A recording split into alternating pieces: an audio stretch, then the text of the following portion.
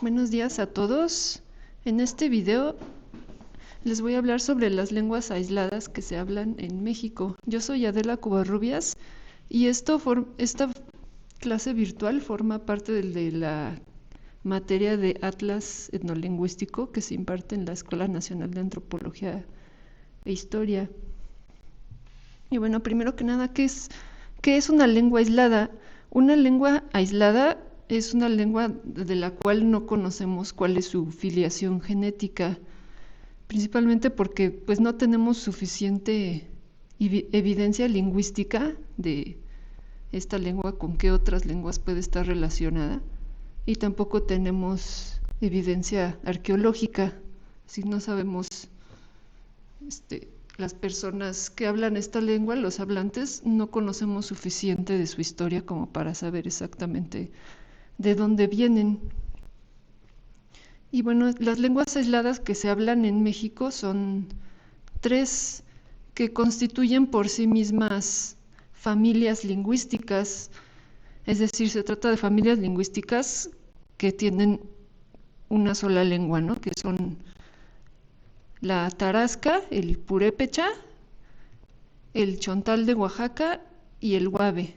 Aquí lo estamos viendo dentro de la página del INALI de Atlas de las Lenguas Indígenas, y lo que aparecen ahí pues son todas las familias lingüísticas que se hablan en México. Y bueno, en este video vamos a ver algunas como características generales de estas lenguas, características fonéticas, fonológicas y también morfosintácticas, como un conocimiento general de estas lenguas. Y bueno, para este video yo estoy dando por sentado que tienen algún conocimiento básico de lingüística, ¿no? De fonética, fonología y morfosintaxis. De todos modos, yo voy a tratar de explicar lo mejor que pueda los conceptos de los que voy a estar hablando. Si tienen dudas o algo no queda muy claro, pueden dejarlo en los comentarios o escribirme directamente. También me pueden decir si cometo algún error en el video, ¿no? Porque yo no soy especialista en purépecha ni en huave, ¿no? Y más o menos sé algo de chontal de Oaxaca, pero igual puedo estar cometiendo algún error, ¿no? Y bueno, aquí tenemos algunos datos del INALI, del último censo que hubo de el número de hablantes de cada una de estas lenguas. Y bueno, estos datos pues hay que tomarlos con precaución, ¿no? Aún así, nos pueden dar una idea, así a grosso modo, de cuántos hablantes tienen estas lenguas, ¿no? Evidentemente el purépecha es el que tiene mayor número de hablantes y el chontal de Oaxaca es el que tiene mucho menor número de hablantes. Y en este video vamos a estar viendo estas lenguas en este mismo orden, ¿no? Primero que nada, el purépecha. Esta lengua se habla principalmente en el estado de Michoacán. También hay hablantes que viven en otros estados, aunque originalmente provienen de Michoacán, ¿no? Hay evidencia de que el estado de Michoacán ha estado poblado desde el periodo clásico. Durante el periodo posclásico existió este imperio tarasco, como le llaman, que de alguna forma resistió la ocupación de los mexicas, ¿no?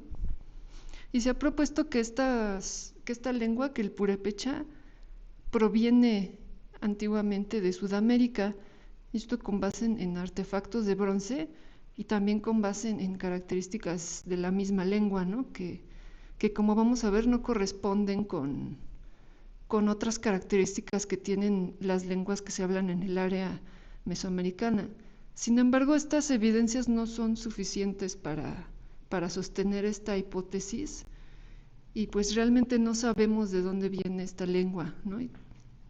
Ni tampoco sabemos con qué otras lenguas esté relacionado, por eso es una lengua aislada. Ahora, de acuerdo con el INALI, el purépecha tiene una sola variante. Sin embargo, los especialistas sostienen que por lo menos hay dos variantes de esta lengua, y sin embargo son variantes que no tienen tanta diferenciación entre sí, hay cierta inteligibilidad, aunque sí hay diferencias. Y bueno, en todas las diapositivas les voy a estar poniendo hasta abajo la referencia completa para que no tengan que estar buscándola en las referencias al final de la presentación, por si quieren ver algún detalle, ¿no? Aquí les muestro el inventario consonántico, según este trabajo de Agustín Diego 2016. Y bueno, lo primero que nos salta a la vista de este inventario consonántico es que tenemos una serie de consonantes aspiradas, ¿no? Que son las que estoy marcando ahí. Tenemos oclusivas africadas y oclusivas nasales aspiradas. Aquí las estoy mostrando, bueno, en este inventario, las estoy mostrando utilizando el alfabeto fonético internacional. Sin embargo, en la tradición de escritura del purépecha, pues deben tomar en cuenta que estas consonantes aspiradas se escriben con esta comilla, como lo estoy marcando aquí en el nombre de la lengua, ¿no? Tomen en cuenta que en el alfabeto fonético internacional la comilla tiene otra función, ¿no? De la cual vamos a hablar más adelante en este video. Sin embargo, en la tradición de escritura del purépecha, lo que representa la comilla es la aspiración. Entonces, si ustedes ven un texto en purépecha como este que les estoy mostrando aquí, si ustedes ven las comillas en un texto en purépecha, pues deben saber que esto lo que representa son consonantes aspiradas. Y bueno, vamos a hablar rápidamente de qué son las consonantes aspiradas. Bueno, más específicamente las oclusivas aspiradas. Y vamos a verlo con respecto a lo que se conoce como VOT o Voice Onset Time, que deben haber visto en su clase de fonética. Ustedes saben que las consonantes oclusivas hay un cierre total del paso del aire con algún punto de articulación, ¿no? Pueden ser los labios, la lengua con los alvéolos o el velo del paladar, ¿no? Etcétera. Y el VOT, el Voice Onset Time, es el tiempo que pasa desde que se libera esta obstrucción y empiezan a vibrar las cuerdas vocales en milisegundos. Entonces, por ejemplo, en una oclusiva sorda, como esta que tenemos hasta la izquierda, tenemos que desde que se libera la obstrucción del punto de articulación hasta que empiezan a vibrar las cuerdas vocales, es prácticamente nada de tiempo, ¿no? Es casi cero. El VOT es un número muy chiquito, casi cercano a cero.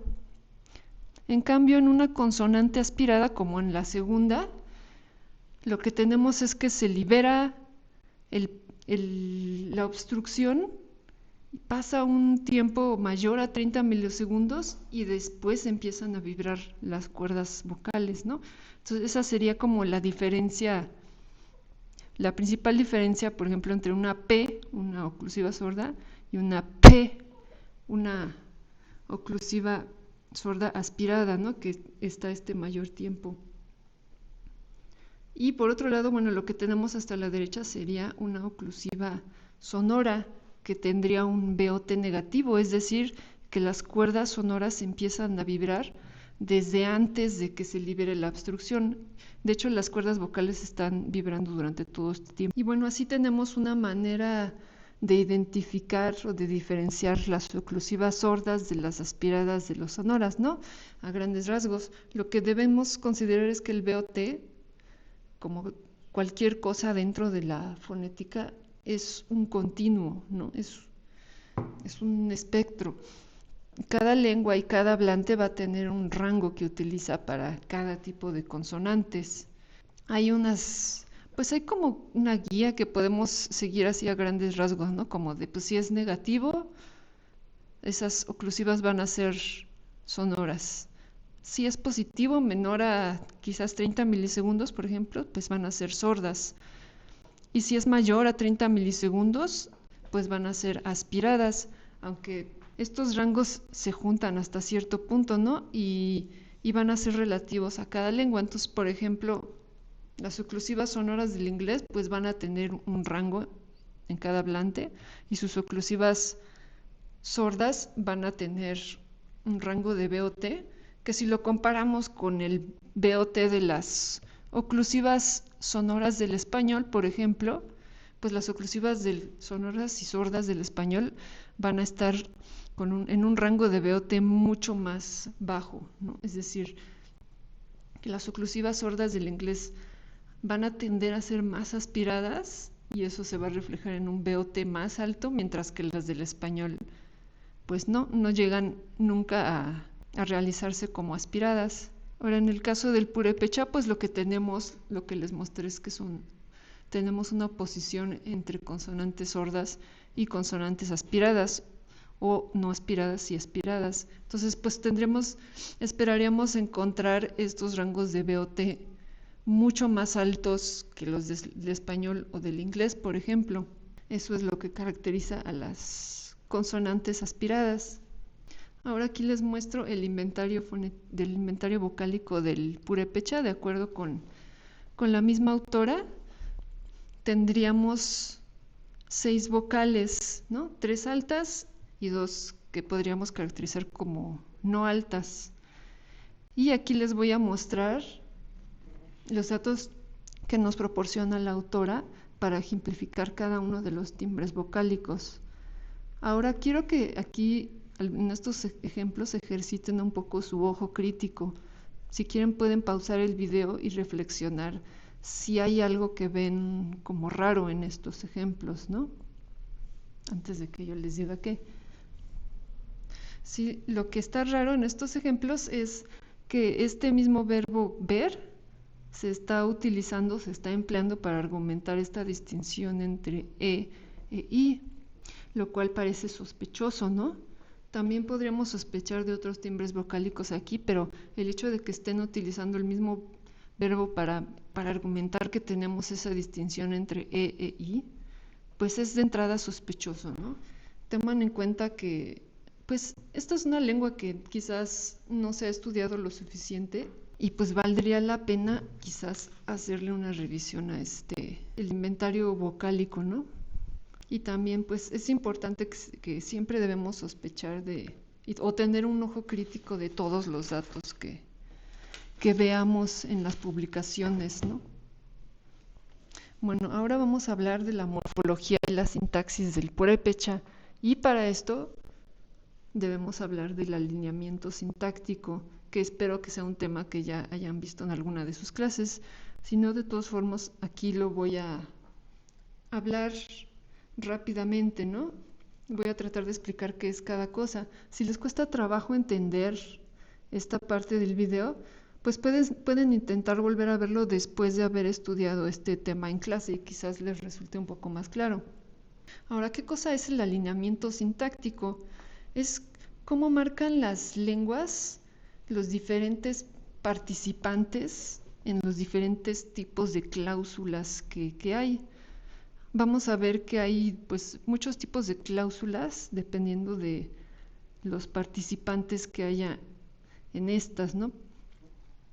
A grandes rasgos tenemos, por ejemplo, cláusulas intransitivas cuando solamente hay un participante y transitivas cuando tenemos 2 participantes. Y dentro de las intransitivas vamos a tener 2 tipos que se denominan inergativas e inacusativas. No sé si estos términos les suenen.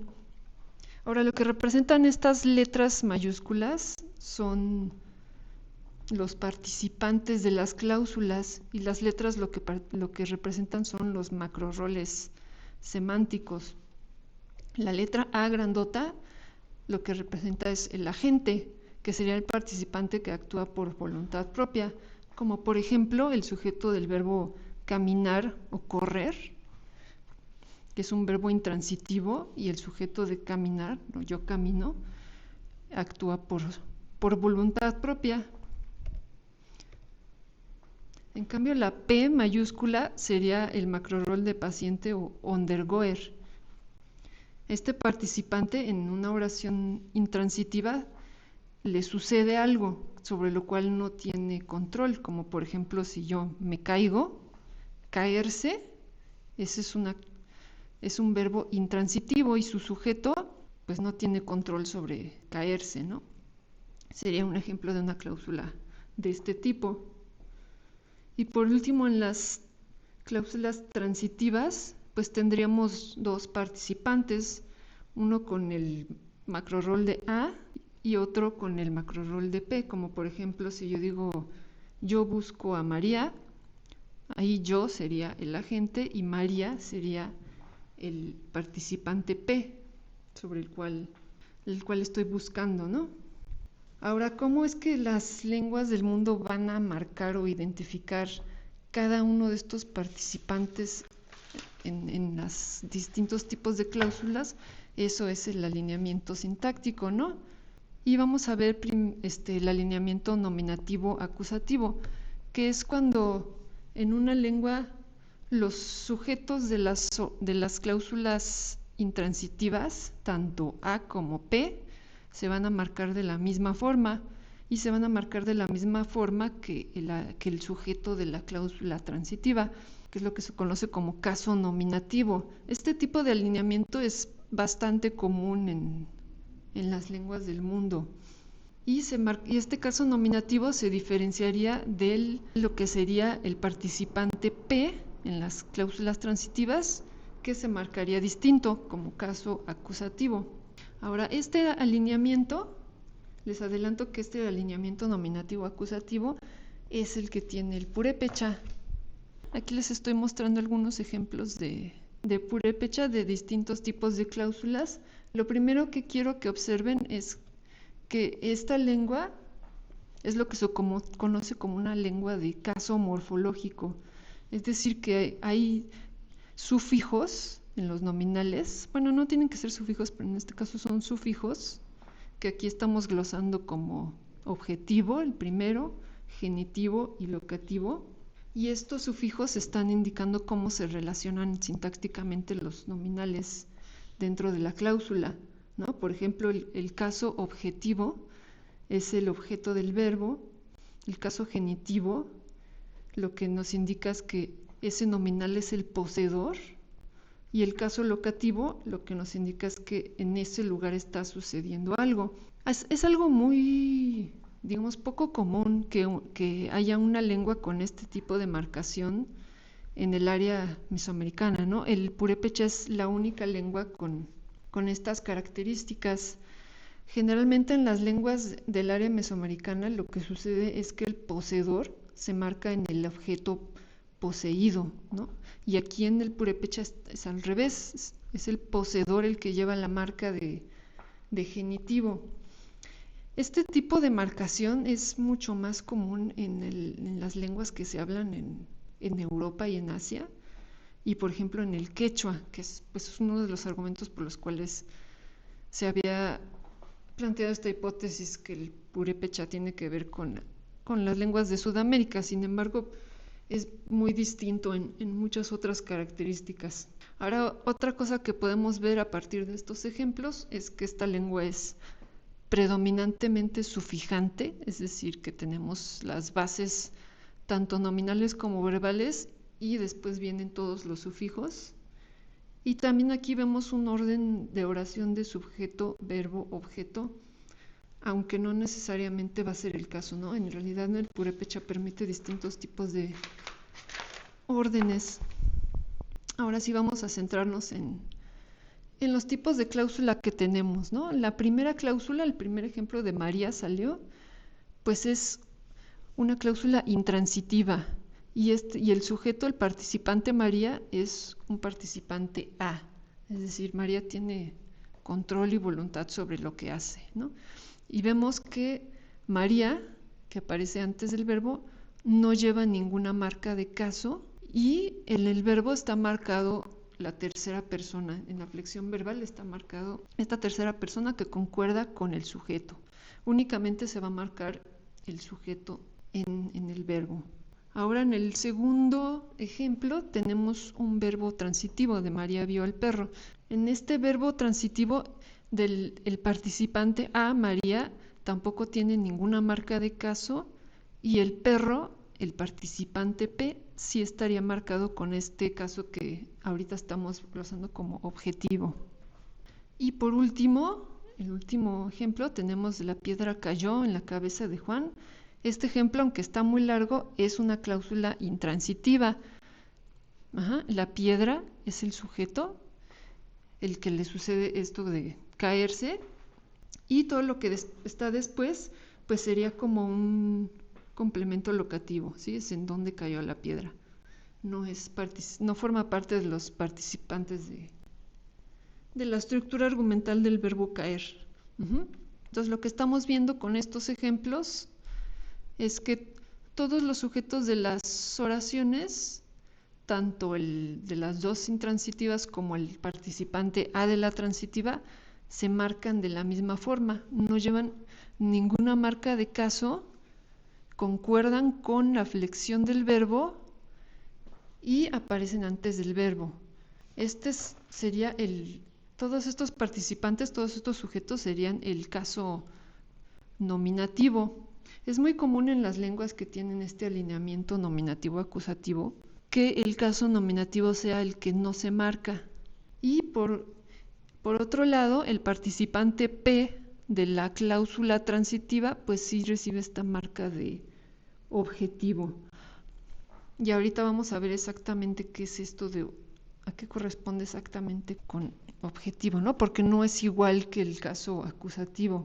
Y para ello tenemos que ahondar un poquito más en este tema del alineamiento sintáctico y hablar de lo que sucede con las cláusulas ditransitivas.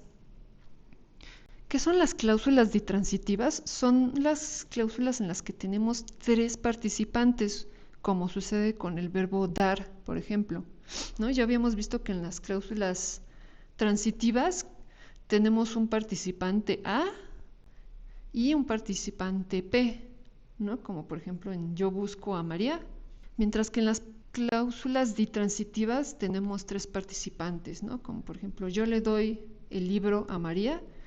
En esa cláusula yo soy la que realiza la acción de dar. Luego el participante R sería el recipiente o beneficiario, también le llaman, que en este caso sería María, la que recibe el libro. Y el participante T, que es el tema, que es lo que se transfiere, que en este caso sería el libro. Ahora, hay tres posibilidades, ¿no? Resulta que hay tres posibilidades en las cuales las lenguas del mundo van a marcar o van a alinear todos estos participantes de las cláusulas ditransitivas con respecto a las transitivas. Vamos a hablar brevemente de todas estas tres posibilidades. La primera posibilidad es que el participante P de la cláusula transitiva se marque de la misma forma que el participante T, que el tema de la ditransitiva, que es lo que se conoce como objeto directo. Y el receptor recibiría una marca distinta, que sería lo que se conoce como objeto indirecto. Una lengua que tiene este tipo de alineamiento es, por ejemplo, el latín. El latín también es una lengua de caso morfológico, ¿no? En donde tenemos, aquí en este caso, el ejemplo de arriba sería una cláusula transitiva, donde la niña es el sujeto con su marca de caso nominativo, y el niño con esa marca de caso acusativo sería el participante P de la cláusula transitiva. Y en el ejemplo de abajo tenemos una cláusula ditransitiva, ¿no? De la niña le dio el libro al niño, y ahí está, el libro es el participante T, el tema, y el niño sería el receptor. Y vemos como el T, el libro, tiene exactamente la misma marca que el participante P de la transitiva, ¿no? Entonces, esa marca de sería nuestra marca de objeto directo en este caso, y el niño, el que tiene la marca de caso dativo en el segundo ejemplo, ese sería el objeto indirecto. Ahora, ¿qué otra posibilidad tenemos para marcar los objetos en las lenguas del mundo? La segunda posibilidad es que el participante P de la transitiva y el receptor, el participante R de la ditransitiva, se marquen igual, y esto sería Esto es lo que se conoce como objeto primario, que se marcaría distinto del tema de la ditransitiva, que se conoce como objeto secundario. Este tipo de marcación o alineamiento es común en algunas lenguas del centro de México, como el náhuatl y el otomí. En el caso del náhuatl y el otomí, en estas lenguas se marcan estas relaciones sintácticas por medio de la morfología verbal. Aquí tenemos un ejemplo de Kunama, que es una lengua que se habla en Etiopía, en África. Y aquí vemos, bueno, tenemos igual que en el otro caso, una cláusula transitiva primero. El hombre vio la casa tiene esta marca de objeto, sería el participante P. Y en el segundo ejemplo, esta mujer le dio agua a su hijo. Ahí en ese caso el hijo es el receptor y vemos que tiene la misma marca que el participante P de la transitiva. Los dos se están marcando de la misma forma, y a diferencia de agua, que no recibe ninguna marca. Esta sería una lengua con objeto primario y el agua sería el objeto secundario. Ahora, ¿cuál es la última posibilidad? Que de hecho es la más simple de todas.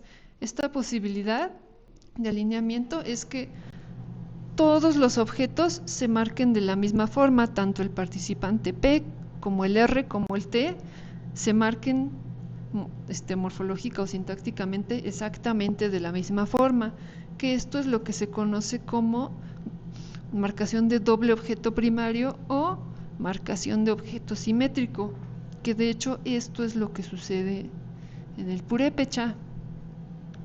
Y aquí tenemos un ejemplo. Mario le daba su borrego al perro. Recordamos que en el caso nominativo no se marca, el sujeto Mario es el que está a la izquierda. Luego el verbo dar, tenemos ahí la marca de tercera persona que concuerda con el sujeto.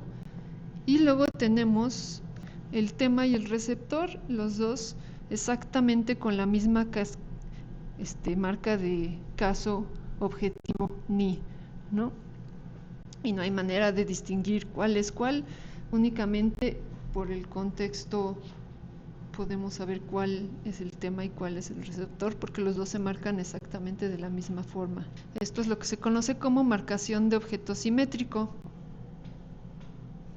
Bueno, vamos a hablar ahora de la segunda lengua aislada que tenemos pendiente, que es el Wabe, o por su autodenominación Ombieutz. El nombre Wabe es lo que se conoce como exónimo, es decir, que es un nombre que se le puso a la lengua desde fuera, en este caso desde el zapoteco, aunque no sé exactamente qué es lo que significa en zapoteco. Y Ombieutz sería la autodenominación, que significa algo como nuestra palabra. Ahora, el Wabe se habla en el estado de Oaxaca, al sur del istmo de Tehuantepec, en la costa, y tiene, de acuerdo con el INALI, tiene dos grandes variantes, pero de acuerdo con los expertos, hay diferencias dialectales entre una comunidad y otra, pero sí hay cierta inteligibilidad de una comunidad a otra. Si tomamos las dos comunidades que están a los extremos, quizás no haya tanta inteligibilidad, pero de una a otra sí la hay, ¿no? Es decir, sería como un continuo dialectal. Y bueno, aquí les voy a mostrar datos de Wabe de San Mateo del Mar. De acuerdo con Herrera Castro 2016, esta lengua tendría estos timbres vocálicos, ¿no? Serían 5 timbres vocálicos y una distinción de duración en todos los timbres. Y aquí están los ejemplos que pone para argumentar estos timbres vocálicos en monosílabos con vocales cortas. Sí es importante que cuando ustedes argumenten, o que cuando se argumenten los timbres vocálicos, pues sean los ejemplos lo más parecido posible. Y en este caso también no solamente son parecidos en cuanto a su estructura silábica y su duración vocálica, sino también, si se fijan, todos los ejemplos son nominales, el autor no está mezclando nominales, verbos, etc. Ahora veamos el inventario consonántico. Aquí, si ven, bueno, aquí lo que llama la atención es la serie de consonantes palatalizadas, que son todas estas que tienen la yod a la derecha, ¿no? En el alfabeto fonético internacional, esta yod lo que indica es la palatalización o una articulación secundaria. Digamos que todas las consonantes tienen un punto de articulación, ¿no? Como bilabial, alveolar, etc. Y la palatalización sería un punto de articulación secundaria, que bueno, muchas veces se tiene la duda de si realmente esta palatalización forma parte de la consonante o no será una secuencia de una consonante con una yod. Y es una duda pues bastante válida y quizás también es una pregunta que no se ha terminado de responder en el UAVE, ¿no? Para algunos autores no necesariamente consideran que esta yod forma parte de las consonantes en sí. Ahora, ¿qué es lo que implica ya específicamente la palatalización? A nivel acústico, pues sería una elevación del F2 y del F3, exactamente igual que con la yod o que con cualquier consonante palatal. Ahora, lo importante ya acústicamente de una consonante que tenga esta característica de palatalización es que esperaríamos encontrar esta transición por ambos lados de la consonante, es decir, antes y después, porque si nada más está después esta transición, pues quizás lo podríamos considerar como una secuencia de la consonante más la yod, pero si encontramos esta transición antes y después, pues eso sería un indicador de que la consonante tiene esta articulación secundaria, ¿no? Y aquí les estoy mostrando un texto escrito en UAVE, en la tradición de escritura UAVE. Y en la tradición de escritura UAVE, estas consonantes palatalizadas muchas veces se representan con una I o con una E, que es lo que estoy marcando aquí con el cuadradito rojo. Como por ejemplo la B palatalizada se escribiría como esta secuencia de BE, o la L palatalizada se escribiría como esta secuencia de EL, en este caso porque está al final la L. Otra característica que encontramos en esta variante de UAVE es esta distribución complementaria de oclusivas sordas y sonoras de acuerdo con la vocal, si es larga o corta, de acuerdo con el autor. Cuando tenemos una consonante sorda después de una vocal larga, esta se realiza como sonora.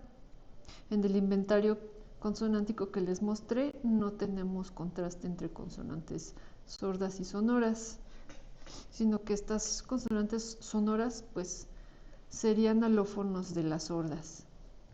Una característica fonológica interesante que hay en algunos sufijos de esta variante de UAVE son las armonías vocálicas, ¿no? Donde tenemos este sufijo de perfectivo y primera persona que aquí estamos representando en la glosa como una vocal grande IS. El timbre de la vocal que aparece en este sufijo va a depender de la vocal que tenemos antes y de la consonante que tenemos antes también. Entonces, por ejemplo, en el primer ejemplo de me fui, la vocal que tenemos es idéntica a la vocal anterior, ¿no? Tenemos una armonía vocálica o copia vocálica completa. En el segundo ejemplo de corte, tenemos ahí la iérida y que aparece justo después de esta consonante palatalizada. Aquí las estoy escribiendo con el alfabeto fonético internacional, ¿no? Y en el último ejemplo de pesqué, que tenemos también la copia vocálica total de la vocal, la redondeada media. Ahora vamos a hablar de nuevo del alineamiento sintáctico del UAVE de San Mateo. Aquí tenemos 3 cláusulas. Vamos a identificar primero qué tipo de cláusulas son, ¿no? La primera, crecimos, tendríamos el verbo, la primera persona singular está marcada por la misma morfología perdón, la primera persona plural está marcada dentro de la misma morfología del verbo, ¿no? Y se está marcando con esta marca. Crecer, en este caso es un verbo intransitivo y el sujeto sería un participante P, es decir, crecer es algo que le sucede. En la segunda oración de buscamos jaivas, otra vez el verbo flexionado en primera persona plural. Aquí tendríamos los dos participantes de la cláusula transitiva, ¿no? El participante A, que somos nosotros, y el participante P, que son las jaivas. Y en el último ejemplo de pesqué, sin especificar qué pesqué, tendríamos una cláusula intransitiva en donde el participante A es la primera persona singular.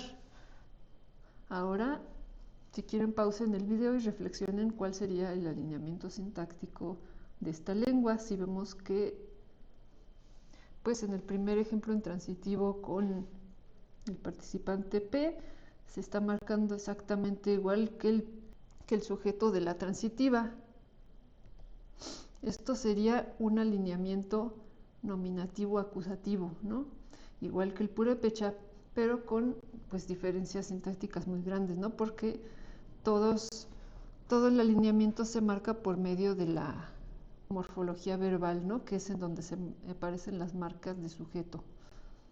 Y el objeto ese no se estaría marcando en el verbo. Ahora, algo interesante que sucede en el UAVE de San Mateo del Mar es la marcación de plural del objeto del verbo. Y esto es lo que nos va a dar pistas sobre qué tipo de alineamiento tiene en las cláusulas ditransitivas, que recordamos que hay 3 posibilidades para alinear los objetos en las cláusulas ditransitivas.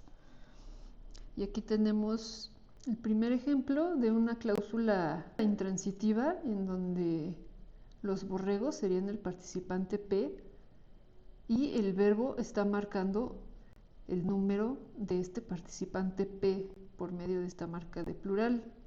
Esta misma marca de plural la tenemos aquí concordando con el participante P de una cláusula transitiva. Y por último, en esta cláusula ditransitiva les doy mi mezcal. En este caso, esta marca de plural estaría concordando con el receptor, con el participante R, y el mezcal, el tema, ese no se estaría marcando en el verbo. Entonces, con base en estos ejemplos, y específicamente con el ejemplo B, el de vi a los borregos, y el del les doy mi mezcal, vemos que la concordancia del número en el verbo correspondería, por un lado, con el participante P de la transitiva y por otro con el participante R. Y esto lo que nos daría es un alineamiento de objeto primario, que sería el que se estaría marcando el número en el verbo, mientras que el objeto secundario, ese no estaría marcándose su número en el verbo. Y esta marcación de número es uno de los argumentos que nos da el autor para sostener que en el UAVE de San Mateo del Mar tenemos este tipo de marcación de objeto, que se conoce como objeto asimétrico o de objeto primario. Ahora vamos a hablar de la tercera lengua aislada que se habla en México, que es el chontal de Oaxaca, o por su autodenominación Tlaxcaltecutli o Tzomé, que la palabra chontal también es un exónimo que proviene del náhuatl, que literalmente significa extranjero, y pues muchas veces se presta confusión porque chontal también se puede referir a una lengua que se habla en Tabasco, el chontal de Tabasco, o Yocotán, que es una lengua de la familia maya.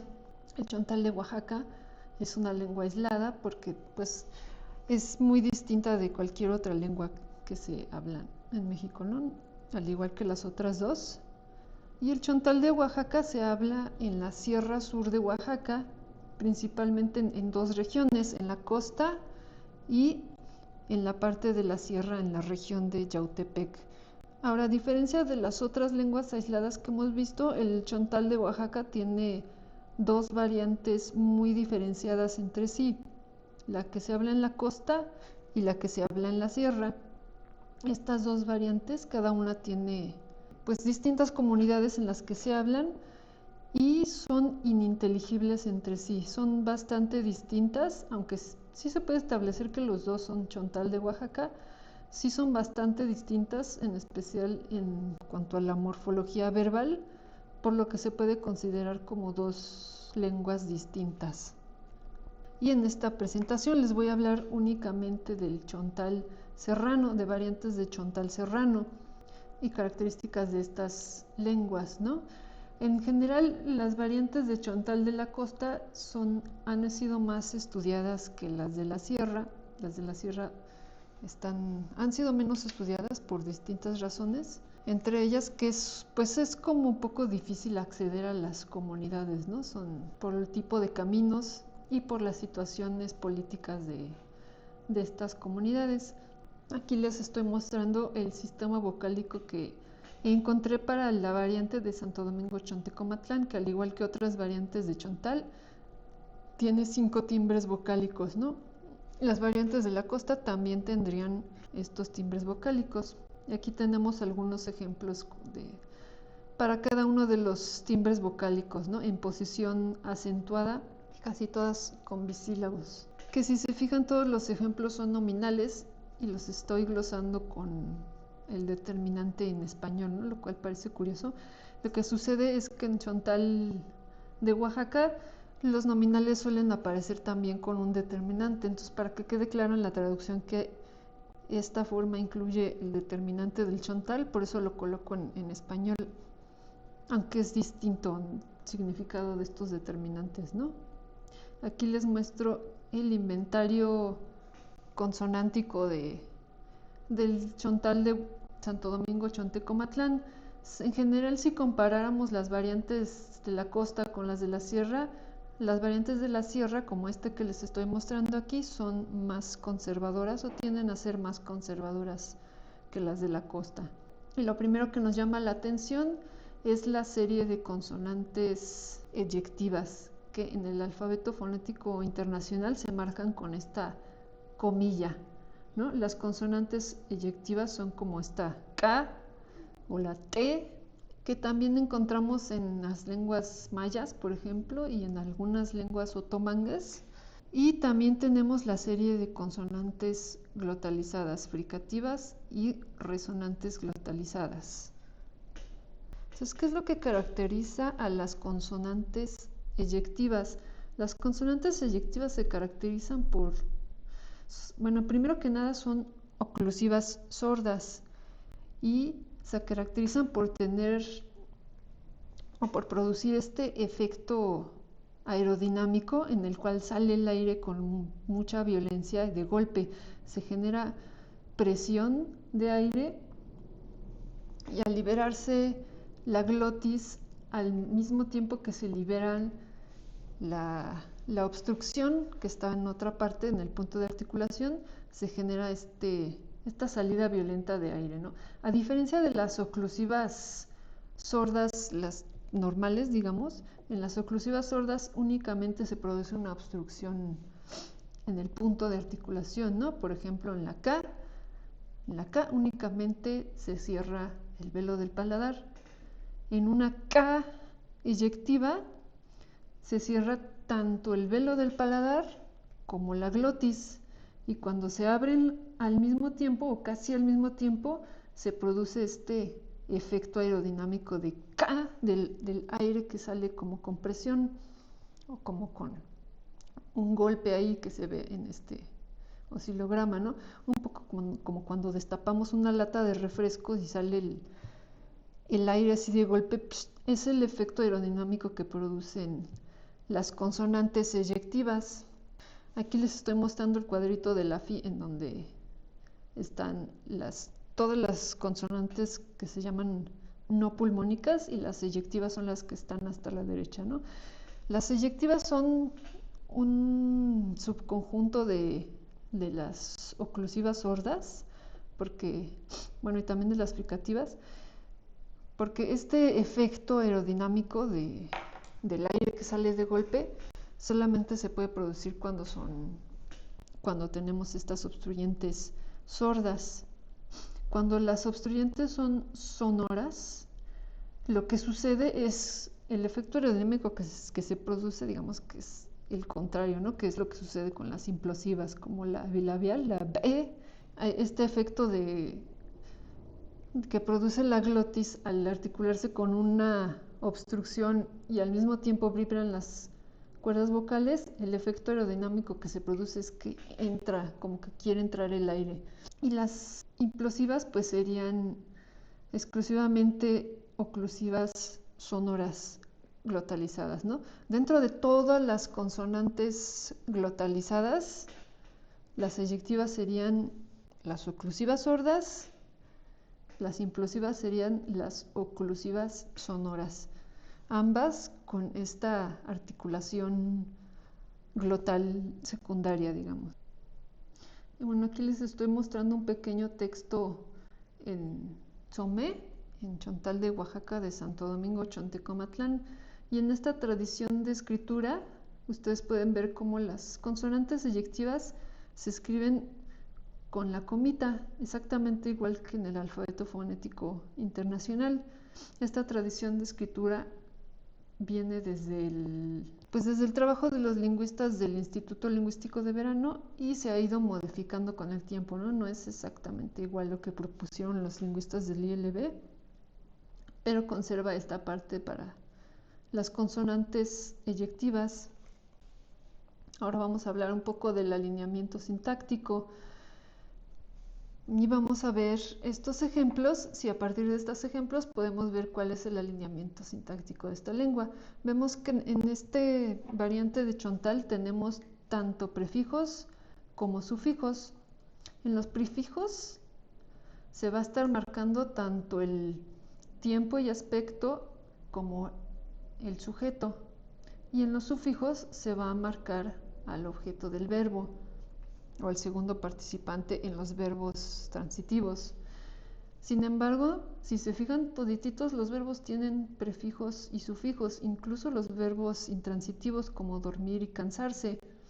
En el caso de estos verbos, como por ejemplo dormir, que curiosamente es un verbo con el participante a, estás durmiendo, aquí el participante a estaría marcado por medio de este prefijo de segunda persona y lo que está marcado con el medio, bueno, en este caso no está marcado, que es como se marca la tercera persona singular, no corresponde con ningún participante. En el segundo ejemplo de cansarse, ahí el sujeto de segunda persona sería el participante P, que se estaría marcando por medio de un sufijo. Y el prefijo de tercera persona singular no corresponde con ningún participante, ¿no? Es lo que se conoce como un sujeto expletivo, ¿no? Como el it rains del inglés. Ese it no corresponde con nada, con ningún participante. Sin embargo, por un requisito de la morfología de la lengua, necesariamente tiene que aparecer un prefijo ahí. Ahora, en este tercer ejemplo del estás diciendo, tenemos un verbo transitivo, donde la segunda persona es el participante A y la tercera persona es el participante P. Ahí vemos que el participante A se marca por medio del prefijo y el participante P por medio del sufijo. Y el último ejemplo es lo mismo, el te dice, solo están al revés. La tercera persona ahí es el participante A y la segunda persona es el participante P. Y ahora si ustedes observan, esa marca de segunda persona que tenemos en el te dice es la misma que tenemos en te cansas. Y los dos corresponden con un participante P. Bueno, en un caso en la intransitiva, en te cansas, y en el otro caso con una transitiva. Mientras que los prefijos, el de estás durmiendo y el de estás diciendo, estos prefijos de segunda persona singular no pasado, que es to, corresponde con el participante a, tanto en la intransitiva, en estás durmiendo, como en la transitiva de le estás diciendo. Si quieren pueden pausar el video y reflexionar sobre cuál sería el alineamiento sintáctico de esta lengua. Y bueno, la respuesta ahora es un alineamiento que se conoce como activo-estativo. En este tipo de alineamiento en realidad pues es como el más sencillo porque todos los participantes a, tanto el de las oraciones intransitivas como el de la transitiva, se van a marcar de la misma forma, mientras que los participantes p, tanto de las intransitivas como de la transitiva, se van a marcar de la misma forma. Y bueno, aquí les estoy mostrando que es estos sufijos de tercera persona en la primera oración de está durmiendo y el prefijo de tercera persona en esta oración intransitiva de te cansas, en realidad pues no corresponden con ningún participante. Están ahí por un requisito de la morfología de la lengua. Ahora vamos a ver cuál es la marcación de objeto o qué alineamiento sintáctico tiene esta lengua para marcar el objeto. Aquí tenemos, en el primer caso, una oración transitiva. Él te dice, el sujeto, el participante A es la tercera persona y el participante P es la segunda persona, que se marca con esta marca wo. Y en los otros dos ejemplos tenemos el verbo dar, que sería una cláusula ditransitiva. Únicamente se va a marcar en la morfología del verbo al participante R, al receptor. Esto lo podemos corroborar en estos dos ejemplos, ¿no? Le estás dando, donde el sujeto A, el participante A es la segunda persona, y cuando decimos él te lo da, el receptor es la segunda persona, aparece la misma marca wo, que corresponde con el participante P de la transitiva. ¿Qué tipo de alineamiento sería? Si quieren pueden pausar el video y reflexionar. ¿Qué tipo de alineamiento sería cuando el participante P y R se marcan igual? Es una marcación de objeto asimétrico o objeto primario, al igual que el guave, que de hecho es un tipo de marcación muy común en el área mesoamericana, y se marcaría distinto el objeto secundario. En el caso del chontal de Oaxaca, únicamente el objeto primario se marca en la morfología verbal y el objeto secundario no se marca en la morfología verbal. Ahora vamos a ver algo que solamente sucede en chontal de Oaxaca, en la variante serrana, que es lo que se conoce como supresión de objeto de primera persona. Esto lo que quiere decir es que esta lengua no tiene un mecanismo sintáctico o morfológico para marcar el objeto de primera persona. Ya habíamos visto que el objeto primario se marca por medio de sufijos, ¿no? El participante P o el receptor en las transitivas se marca por medio de sufijos. Pero algo interesante que sucede en esta lengua es que no existen sufijos para marcar objeto de primera persona.